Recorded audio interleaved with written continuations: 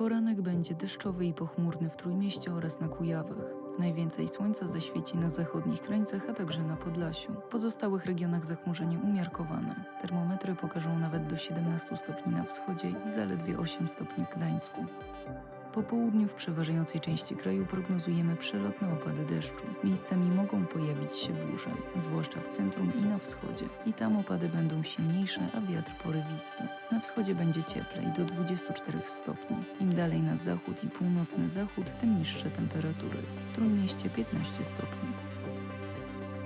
Krajowy Indeks Powietrza i Wód wskaże dziś bardzo dobre wartości niemal dla całego kraju. Wyjątkiem Gdańsk, Poznań, Łódź i Katowice, gdzie jakość powietrza będzie dobra.